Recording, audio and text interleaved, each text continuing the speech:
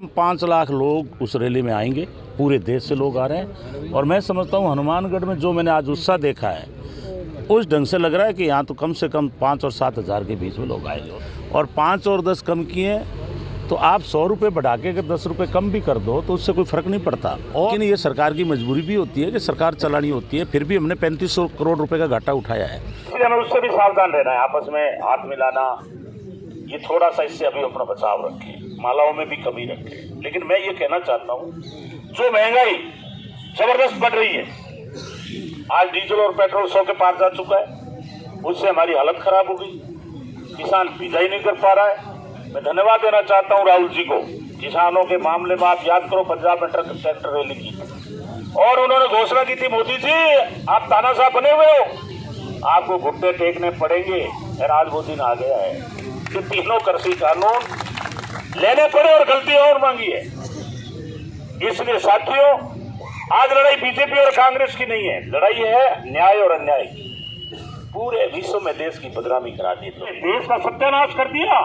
और जो आपने प्रजातंत्र में संवैधानिक संस्थाएं बनाई कांग्रेस के राज ने, चाहे वो रेलवे हो, चाहे बीएसएनएल हो, चाहे एयरपोर्ट हो, आपके बैंक को बेचने की भी तैयारी चल रही है, LIC को बेच 3 लोग। इसलिए साथियों, लड़ाई कांग्रेस बीजेपी की नहीं है। अगर आपको प्रजातंत्र बचाना है, इस देश का जो मजबूत डॉक्टर अम्बेडकर साहब ने संविधान दिया उसको बचाना है, हमें लड़ना पड़ेगा।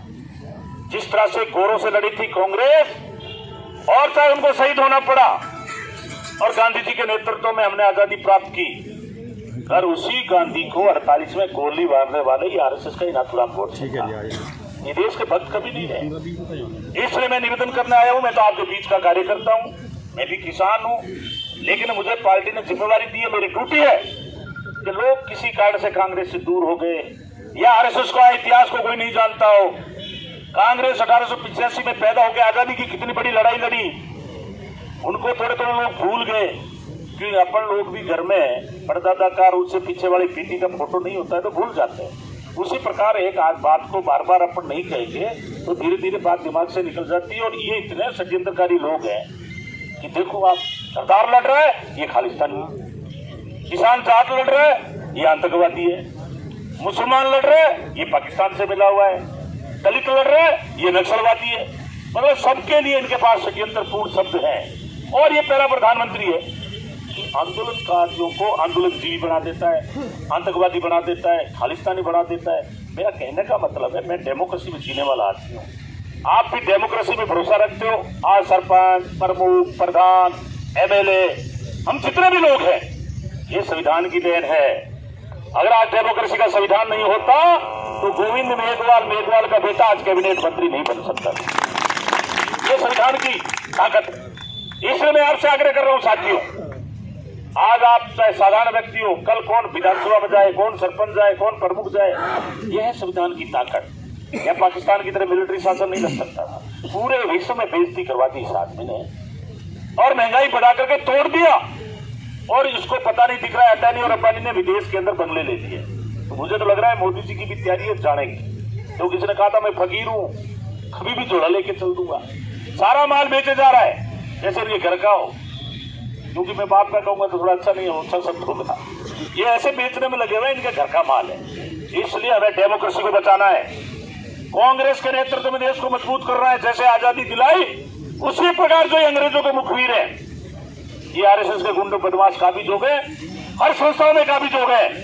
सारी यूनिवर्सिटियों में VC देखोगे, सारे RSS के लोग।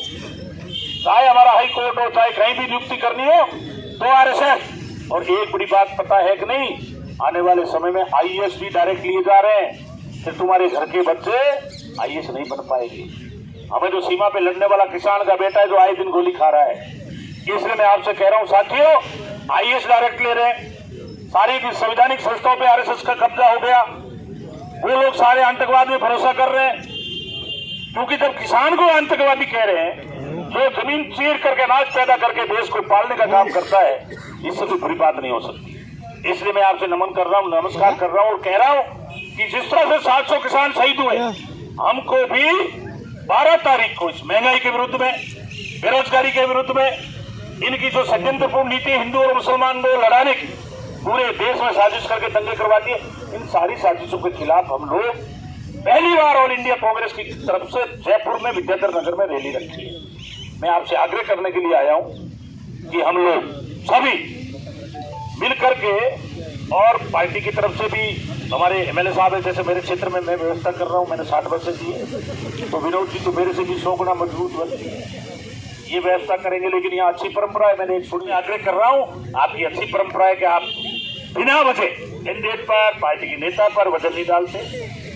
ये प्रजातंत्र को मजबूत करने की एक प्रक्रिया है। उसी प्रकार इन बदमाशों को अगर 2024 में हटाना है और 2023 में वापस कांग्रेस को स्थापित करना है, मैं सब, क्योंकि आप प्रमुख लोग हैं, आम भीड़ नहीं है, मैं अपील कर रहा हूं हाथ जोड़ के प्रभारी होने के नाते कि आप सब साधन लेकर के 1-2 दिन में तय कर लें और भारी संख्या में नारों के साथ, जोश के साथ जयपुर विद्याधर नगर पहुंच करके और जोर से नारे लगाने, मोदी तेरी तानाशाही नहीं चलेगी, नहीं चलेगी, प्रजातंत्र में हिटलरशाही नहीं चलेगी, नहीं चलेगी, कांग्रेस पार्टी जिंदाबाद, साडा हक इत्थे रख, हक लेवांगे जुत्ती नार।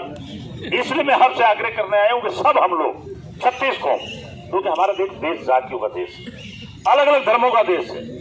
अंग्रेजों ने सोचा था ये 5 साल में टूट जाएगा देश, लेकिन हमारा जो संविधान निर्माता था वो बहुत मजबूत, बहुत विद्वान व्यक्तित्व का धनी था, उन्होंने बहुत मजबूत संविधान बनाया, उससे हमारा देश मजबूत हुआ। लेकिन आज ये संविधान को भी खत्म कर रहे हैं, प्रजातंत्र को खत्म कर रहे हैं, प्रजातंत्र की लड़ाई लड़ने वालों को जेल में डाल रहे हैं। आज जो किसान लड़े हैं 50,000 पर मुफ्त में है, इसलिए अभी तक वो आंदोलन खत्म नहीं कर रहे।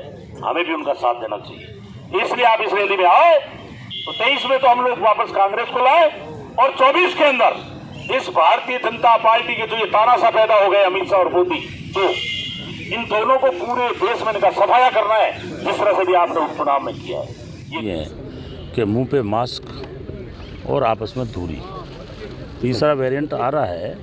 लेकिन आप देख रहे हो कि बीजेपी तो बंगाल में जब गई चुनाव में, उस टाइम भी कोरोना ही था, जबकि हम लोग हर चीज़ की सावधानी रख रहे हैं, सबको निर्देश दे रहे हैं कि मुंह पे मास्क रखें, आपस में दूरी रख करके और इसकी पालना करते हुए कोरोना की आप लोग पहुँचें। कम से कम 5 लाख लोग उस रैली में आएंगे, पूरे देश से लोग आ रहे हैं। और मैं समझता हूँ हनुमानगढ़ में जो मैंने आज उत्साह देखा है, उस ढंग से लग रहा है कि यहाँ तो कम से कम 5 और 7 हज़ार के बीच में लोग आएंगे, और 10 भी हो सकते हैं। अभी देखा, विनोद जी ने बताया रिकॉर्ड तोड़ विकास के काम हुए हैं, और मैंने भी माइक से कहा, मैं पीलीबंगा भी कह के आया हूँ, और जो उनकी समस्याएं आ रही है वो मैं सब ले रहा हूँ मेरे हाथ में, उनको सबको मैं जवाब दूंगा, होने वाले काम करेंगे।